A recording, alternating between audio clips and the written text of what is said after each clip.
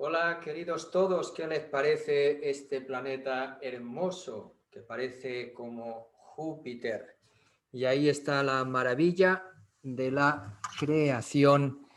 Y quisiera compartir con ustedes, creo que medio se lo prometí en las reuniones de las comunidades, y aquí estoy intentando realizar esta promesa, a ver si me enfoca bien la cámara. Si no, voy a tener que moverla un poquito manualmente hasta que llegue a enfocarlo bien. Ahí parece que ya quedó bien enfocado. ¿eh? Así que, bueno, uno tiene que hacer de todo aquí, de juego de luces, de sonido, de cámara, y también de compartir con ustedes esta, yo creo, hermosa reflexión. Hermosa reflexión dirigida a ilustrar bíblicamente esos números que hemos estado viendo en el Catecismo de la Iglesia Católica sobre el conocimiento de Dios, sobre esa búsqueda de Dios del ser humano, que va a desembocar en la afirmación, ya desde el Concilio Vaticano I, de que el ser humano puede conocer con la luz natural de la razón, puede llegar a la existencia de Dios con una certeza adecuada, y llegar a conocer a Dios por medio de la razón es posible porque Dios ha creado al ser humano con una estructura interna que se ha llamado en teología, que lo hace capaz de Dios. El hombre ha sido creado por Dios y por lo tanto sería inútil que no ponga en él esa capacidad si precisamente lo ha creado él, para que él sea. Vamos a decirlo de esta manera, aunque puede ser un poco ambigua en la concepción moderna del término, para que él pueda satisfacer todos nuestros deseos, y voy a añadir, porque ahí está el matiz, más profundos. El deseo más profundo del hombre es Dios mismo, y ese deseo lo ha puesto Dios, porque Él quiere darnos su felicidad. Él, al crearnos desde su amor, ha querido, y eso lo recorre desde la primera página hasta la última de la Biblia. Podemos encontrar cómo ese amor de Dios desea venir al corazón del ser humano para satisfacer su deseo más profundo. Bueno, pues hoy vamos a ver cuáles son esos textos bíblicos, no todos, pero como desde el principio se puede decir que eso no es una idea de razonamiento humano, así sin más como muchos lo creen, también lo es, pero que la Biblia está permeada también de esta convicción profunda que viene, por lo tanto, también de la palabra de Dios. Evidentemente, si nosotros queremos dialogar con los no creyentes o con los gnósticos, agnósticos, mejor dicho, los gnósticos son aquellos que pertenecían a la gnosis, que es un movimiento muy amplio surgido sobre todo antes de Cristo y después de Cristo, sino aquellos que agnósticos, es decir, que en la vida tampoco se definen por si existe o no existe, dicen simplemente no se puede saber razonablemente, no se puede decir si Dios existe o no existe, y por lo tanto viven la vida, muchos de ellos como si Dios no existiera, muchos de ellos atendiendo a su conciencia o a lo que su conciencia les dicta. Bueno, pues para entablar ese diálogo, evidentemente, si usted le dice, bueno, pues la Biblia dice, va a decir, bueno, yo no creo ni en Dios, o pienso que de Dios no se puede hablar, ni si existe o no se existe, usted me va a hablar de la Biblia, que es una autoridad que yo tendría que aceptar simplemente porque usted me dice que la Biblia dice esto o lo de más allá. No. Estoy hablando porque el diálogo con ellos tiene que ser a un nivel razonable, tiene que ser a un nivel argumentativo, tiene que ser a un nivel de búsqueda profunda, filosófico, de búsqueda profunda de la verdad, del bien, de lo bello, de lo justo, y desde esa búsqueda profunda también ir más allá de la búsqueda humana para decir, no se encuentra, esa búsqueda humana no encuentra una respuesta, sino afirmando que Dios existe. Y es ahí cuando nosotros, ese diálogo puede ser entablado sin la autoridad de la Biblia, que ya es revelación para nosotros y que hay que tener fe en Dios para poder aceptar esa revelación de Dios que nosotros sabemos que es su palabra y que está en la Biblia. Bueno, pues este vídeo es para nosotros, para aquellos que ya creemos en Dios y para aquellos que pueden tener la sospecha de que este lenguaje sobre Dios desde la razón es algo que no nos atañe porque la Biblia no nos habla de eso. Pues también para nosotros podemos decir que la Biblia tiene esa autoridad. El catecismo de la Iglesia Católica, y repito, ese es un discurso que desde los inicios y ya en la Biblia, en el cristianismo, en toda su historia, no ha sido definido hasta el Concilio Vaticano I, donde se negaba que se podía llegar a Dios por medio de la razón y pretendían muchos que esta realidad es explicable, es una realidad inteligible por la razón, pero sin Dios. Y eso es lo que se ha llamado el racionalismo, también aplicado a la fe, o el cientificismo aplicado a la ciencia lo puede explicar todo, y el racionalismo aplicado a la fe es que yo puedo llegar a Dios por las solas fuerzas de la razón sin y no necesito la revelación. Si yo puedo buscar la verdad, tengo que encontrarla y por lo tanto al final descubrir a Dios. Bueno, contra ese racionalismo, la fe no es fruto de mi razonamiento, de un argumento, la fe es un don de Dios, pero por otro lado, contra el fideísmo, es decir, la fe no tiene base razonable, no tiene base en la estructura natural humana. En otras palabras, la fe sería irracional y simplemente se limitaría a una fe ciega, a un salto en el vacío en el que yo me fío de Dios, pero yo no puedo pretender que esta fe tenga un fundamento en la razón, porque es entrar en el misterio y el misterio no es razonable.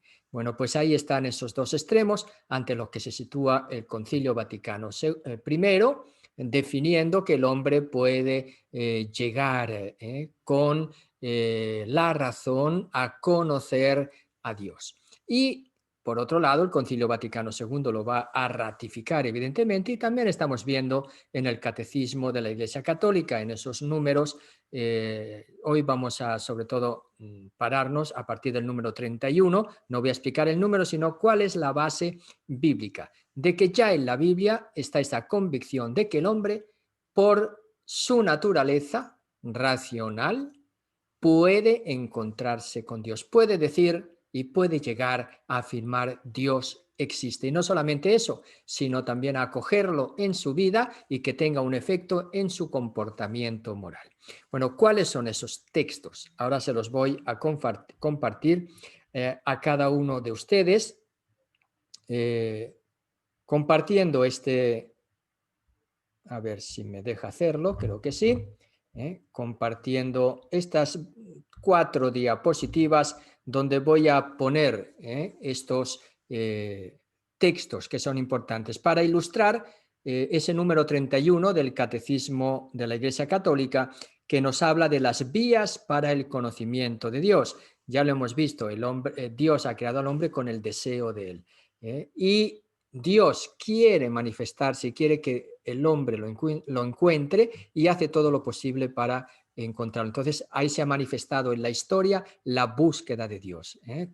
Desde el inicio, el hombre es alguien que busca a Dios y lo ha manifestado en lo que conocemos como las religiones. El hombre es un ser religioso, nos dice el catecismo, pero también puede llegar al conocimiento de Dios por medio de la razón, porque el hombre, en el número 31, dice, ha sido creado a imagen de Dios y por lo tanto está llamado por su naturaleza, a conocer y amar a Dios. El hombre se puede definir como alguien que está en una continua búsqueda de Dios. Y dice que a lo largo de la historia el hombre también ha descubierto, lo afirma positivamente, ha sido una realidad y sigue siéndolo, descubre vías para acceder al conocimiento de Dios, que en la historia se han llamado también pruebas o argumentos que convergen y que convencen también para llegar a verdaderas certezas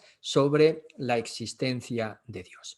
Pues esto no es solamente una idea de un pensamiento natural humano, que también lo es, sino que también emerge de la revelación bíblica desde el inicio. Y ahí vamos a poner desde el inicio cuáles son los textos bíblicos que nos hablan sobre el cómo se puede conocer a Dios desde y a partir y en la creación.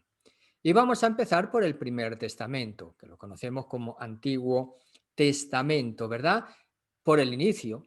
Ya desde el inicio, el libro del Génesis, en el capítulo 1 y 2, donde se nos cuentan los dos relatos de la creación, recogiendo en ideas y en unas imágenes que hoy llamamos míticas, pero no las recoge para contar mitos, sino para reelaborar estos mitos de una forma crítica y manifestar que hay una diferencia entre el creador y la criatura. Por lo tanto, el libro del Génesis desde el inicio desmitifica la realidad, no la diviniza, sino que nos va a decir que la realidad ha sido creada por Dios como distinta a Dios y por tanto se puede considerar no como divina, sino como una criatura en dependencia absoluta de Dios. Pero eso, o esa superación de lo mítico, está afirmando a la vez que hay una presencia de Dios en la creación. Y esa presencia de Dios sobre todo va a desembocar en la afirmación que el hombre ha sido creado a su imagen y semejanza. Por lo tanto, si el hombre ha sido creado a imagen de Dios, significa que el hombre puede encontrarse con Dios. Hay en él una estructura natural, ¿eh?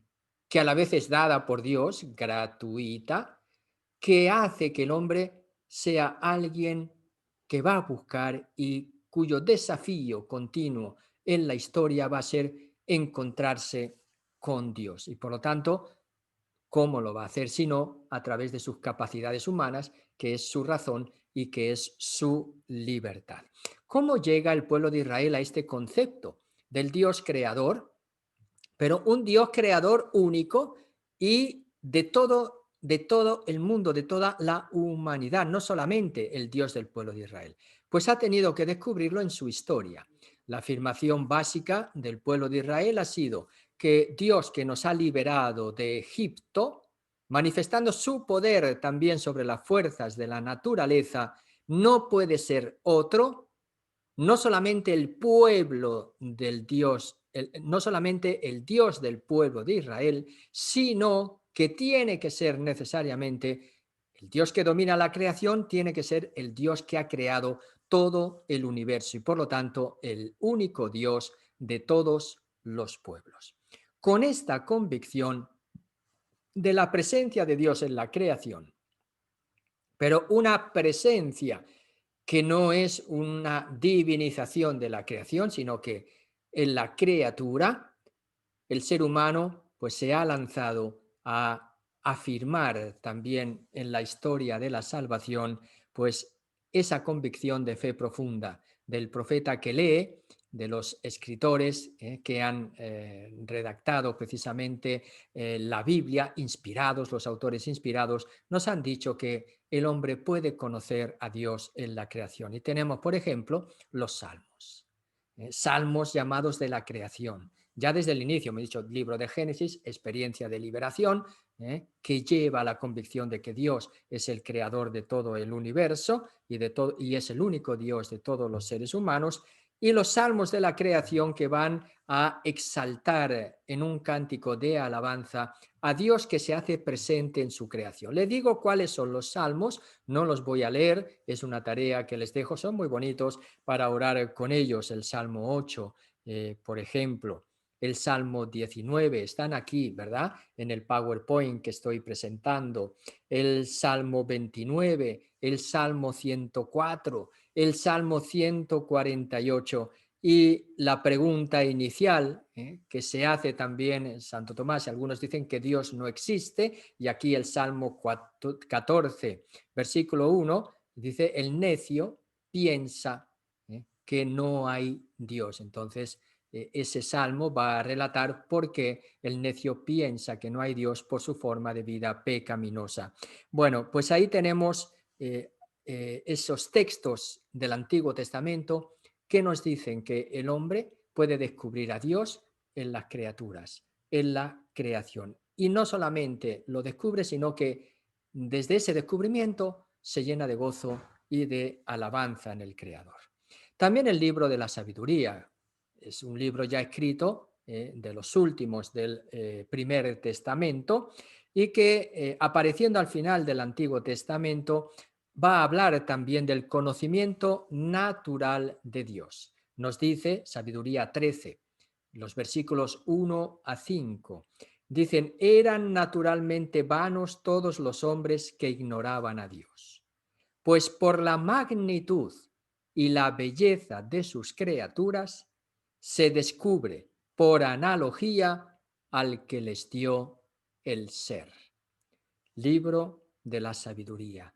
El conocimiento llega incluso a al descubrimiento ya de la analogía del ser. La analogía del ser está significando que evidentemente conocer a Dios en sus criaturas no significa verlo cara a cara, sino que ese conocimiento va a hacer que nosotros tengamos un límite de ese conocimiento, pero eso no implica que no haya una certeza. Tanto es así que se dirá que más adelante que de Dios, cuando hablamos de Él, decimos más lo que no es que lo que es, porque hablamos con esa analogía del ente. Dios es Padre, pero no es como los padres humanos, pero la paternidad humana nos puede hacer entender algo de Dios y de hecho Jesús nos ha revelado cómo Dios es Padre en su vida humana y en su relación única con Él, ¿verdad? Por ejemplo. Entonces, ahí tenemos el Antiguo Testamento, esos textos que se nos hablan, en los que se nos habla que Dios se hace presente en su creación y que por lo tanto el hombre, culmen de esa creación, creado a su imagen y semejanza, puede conocerlo con la luz natural de la razón. Eso es el Antiguo Testamento. ¿Qué pasa con el Nuevo Testamento? Pues también en el Nuevo Testamento se nos manifiesta cómo la creación habla de Dios y el ser humano puede, analizando, observando, reflexionando sobre la creación, encontrarse con Dios y con cómo es Dios y cómo actúa Dios. Y el primero que nos lo ha contado así ha sido Jesús. Y así vemos que en los evangelios sinópticos Jesús habla frecuentemente en un lenguaje que nosotros llamamos parabólico, en parábolas. Las parábolas de Jesús se refieren al mundo, a sus fenómenos, a la actividad humana, a las profesiones también de los seres humanos, aquello que el ser humano realiza junto a la naturaleza con la experiencia humana. Jesús va a hablar a menudo de esta experiencia y va a contar esas parábolas que nos van a hablar de qué, del reino de Dios. Y con eso nos está diciendo que la realidad creada es una analogía, la analogía del ser también, ¿de qué? De la salvación escatológica, de la presencia ya de Dios en el mundo, y desde esta presencia cómo Dios conduce el mundo hacia la plenitud en él. Jesús es el primer ejemplo que nos habla desde la naturaleza, nos habla de Dios. Y para eso tenemos que poner en funcionamiento nuestra capacidad de razonar, de pensar, de interpretar.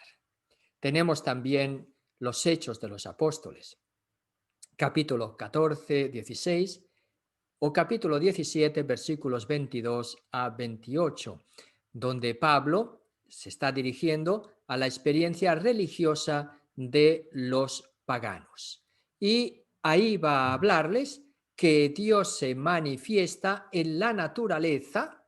Ellos podían, les dice, comparándolos también con los judíos, y en la historia a los judíos les dice, Dios se ha revelado en la historia, pero ustedes lo han rechazado y por eso no son menos culpables que los paganos. Que los paganos también, ellos no han recibido la Torá, no han recibido la ley, pero ellos han podido conocer a Dios por medio de la creación y por lo tanto por medio de la luz natural de la razón. Pablo hace esta afirmación para decir que sea uno que otro han rechazado a Dios y son igualmente culpables, hablando del pecado que atañe a toda la humanidad. San Pablo, fuera de los Hechos de los Apóstoles, que es escrito por San Lucas, como sabemos, nos va a hablar también en la carta a los Romanos, capítulo 1, versículos 19 y siguientes, del conocimiento de Dios desde la realidad creada. Y también en la carta a los Romanos, capítulo 2, 14 y siguiente, nos va a hablar también que se puede conocer a Dios en la conciencia moral, en la ley de la conciencia. Y les va a decir que ellos no han recibido a los paganos la ley de Moisés, pero sí han recibido una conciencia donde ellos pueden descubrir esa ley en sus corazones puesta por Dios. Por lo tanto, la vía de acceso a Dios por medio de la conciencia. Y ese es uno de los argumentos que se ha desarrollado también a lo largo de la historia del cristianismo y de la humanidad. ¿Y cómo es eso a través de la conciencia? Pues al final, el único capaz de garantizar la objetividad de una ley moral o de una ética universal es afirmar que Dios existe. Si no, no tenemos más remedio que limitarnos a la subjetividad humana. Si Dios no existe, ¿quién garantiza que esto es bueno o que esto es malo? La mayoría, el más fuerte, el que gobierna, el más inteligente, el más capaz, el sentimiento, el capricho. ¿Quién garantiza la objetividad de la moral? Pues es ahí que esa afirmación que solo Dios puede ser el garante de la objetividad moral, es decir, que existe un bien y un mal universalmente dado a todos los seres humanos, independientemente de lo que cada uno piense subjetivamente hablando. La única garantía de esta verdad objetiva viene a ser y necesariamente es afirmar que Dios existe. Los paganos, sin embargo, al rechazar ese conocimiento de Dios natural por la razón, en la conciencia y en la creación, pues oscurecen, dirá San Pablo, su entendimiento y por lo tanto proclama una culpabilidad en el rechazo. Ya hablamos que ese rechazo, el Concilio Vaticano II dice, conociendo un poquito más al ser humano, dice, puede ser culpable o puede ser no culpable. Entonces, eso ya lo explicamos en las comunidades con el Catecismo de la Iglesia Católica. Pueden retomar uno de los números ya explicados anteriormente. Esto tiene la finalidad solo de fundamentar bíblicamente ese conocimiento natural de Dios, que es también una verdad revelada en la palabra de Dios. Y finalmente vamos a ver el Evangelio de San Juan, que lo vamos a desarrollar un poquito más porque es hermoso ver cómo el Evangelio de San Juan parte del deseo material del ser humano para elevarlo a un deseo espiritual y para decir que solo Jesucristo puede saciar ese deseo más profundo del ser humano. Por lo tanto, parte de la creación va a la profundidad del espíritu para decir que el único que puede plenificar ese deseo y ese anhelo humano es Jesucristo, porque trae la plenitud de Dios. De nuevo, Dios presente en la criatura. ¿Cómo lo desarrolla el Evangelio de San Juan? Entonces, lo he titulado aquí, ¿verdad? En el Nuevo Testamento, San Juan asume la demanda del ser humano en sus distintas necesidades. Y aquí he puesto varios capítulos como ejemplo. Los pueden leer ustedes, pero ahí se van a dar cuenta para llegar a una conclusión que fue la conclusión a la que llegaron los santos padres de la Iglesia, desde ya Justino Mártir, pasando por Orígenes, San Agustín, llamando la presencia del logos spermáticos, es decir, de las semillas del verbo, presentes también en las personas que no son cristianas, pero que en otras religiones o en otras culturas hay presencia del verbo encarnado, así lo van a llamar, y por tanto de verdad, de belleza, de justicia, de evangelio, de la iglesia incluso de Cristo. Bueno, vamos a ver cómo lo expresa San Juan, el agua en el capítulo 4, con el encuentro, en el encuentro con la samaritana, ya lo sabemos. Tengo sed, dame de beber, el agua que yo te voy a dar, el que beba de ella ya no va a tener sed jamás, dame de esa agua para que no padezca. Bueno, yo soy el agua viva, el que beba de esta agua no pasará sed jamás. Ahí tenemos una necesidad material, la criatura, la creación, que manifiesta la búsqueda profunda del ser humano, de la que Jesús habla, como diciendo, yo soy el único capaz de planificar ese deseo. Recuerdan que el catecismo ha hablado que en el hombre hay un deseo de Dios. Y ese deseo de Dios solamente va a quedar planificado en el Evangelio de San Juan cuando acogemos a Jesús en nuestra vida. El pan. Capítulo 6 del Evangelio de San Juan. Yo soy el pan vivo bajado del cielo. Habla del pan. ¿Qué nos? Bueno, Moisés nos dio el maná, alimento material. El que come de este pan perece, el que come de este pan muere, pero sin embargo, el que come de mi pan vivirá para siempre. Y mi pan, ¿cuál es? Ya lo sabemos, es mi carne para la vida del mundo. Del material, creación, al deseo profundo del espíritu, que solo puede ser cumplido en Jesús, en la fe en Jesús. Ahí tenemos esa búsqueda del ser humano de nuevo, como búsqueda de la salvación, que solamente en Jesucristo alcanza su plenitud. De la creación a Dios. Vemos que esta estructura está también en el Evangelio de San Juan. La luz, yo soy la luz del mundo. De nuevo, ¿qué es la luz?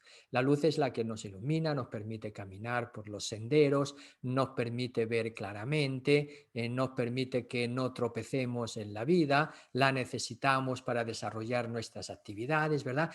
Algo, la creación.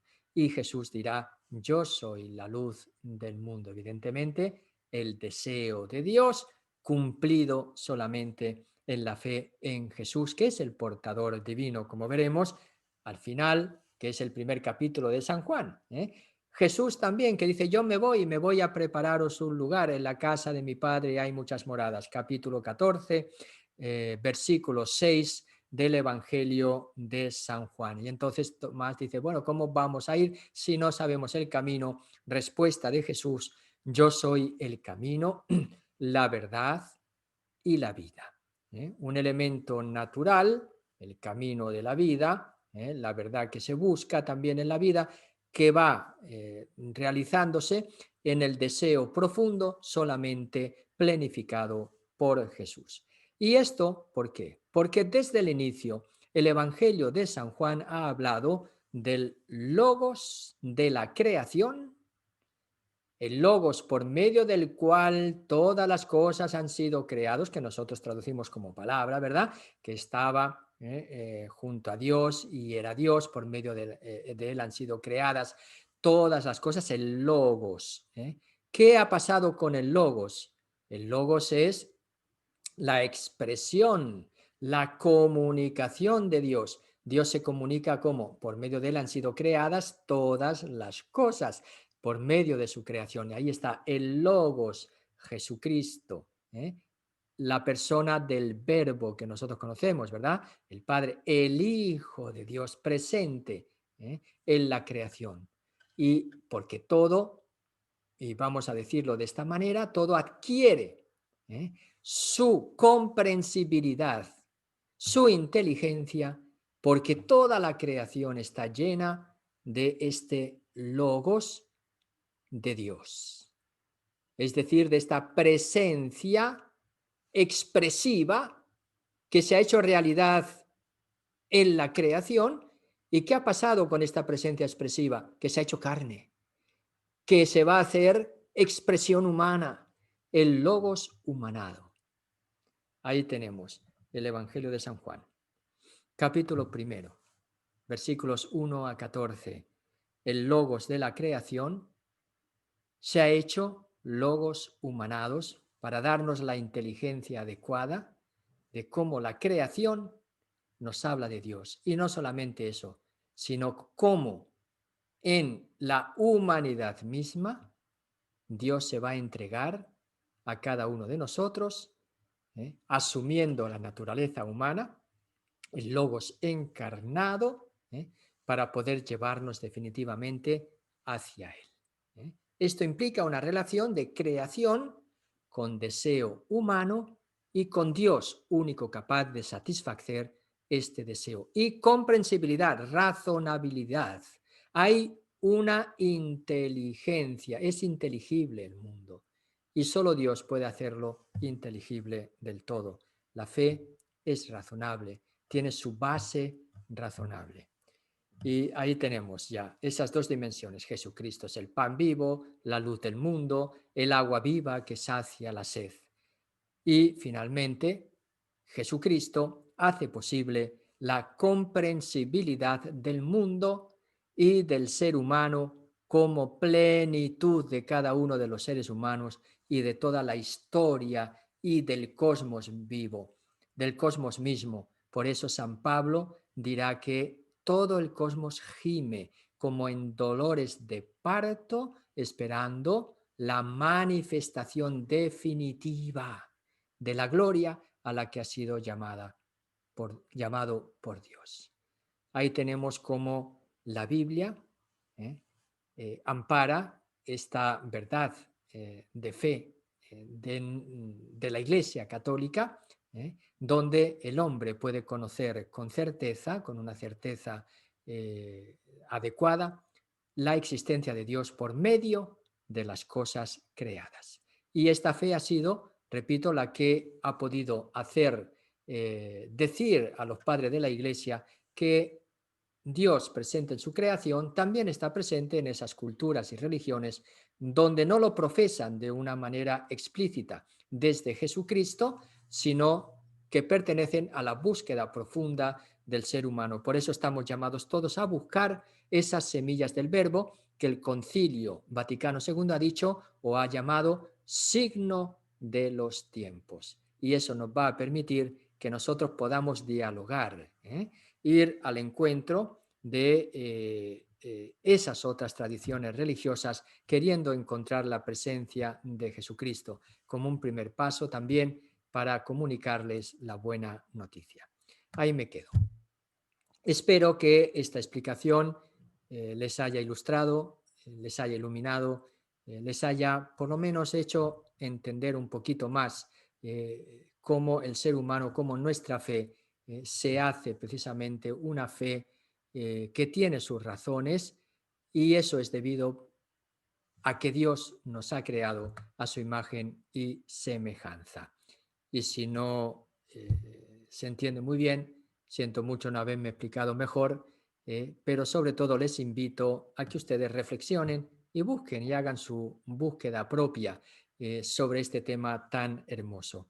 Y una vez más, si te ha gustado este vídeo, pues no dudes en compartirlo con otros si piensas que también puede ayudar a otros. Este vídeo te lo dejo, sobre todo a ti que estás participando en las comunidades de San Patricio, para que lo veas y en la próxima reunión yo ya no voy a explicar esto, usted lo ha podido ver por sí mismo. Así que ahí se lo dejo como reflexión y seguiremos con el Catecismo de la Iglesia Católica en el número 32. Eso ha sido para ilustrar los números que hemos visto hasta ahora desde un fundamento bíblico. Hasta pronto y bendiciones. Que Dios te bendiga en el nombre del Padre, del Hijo y del Espíritu Santo. Amén. Nos vemos en otra ocasión. Ahora me voy a salir de aquí. Antes, stop share, porque tengo que... Y ahora vamos a salirnos.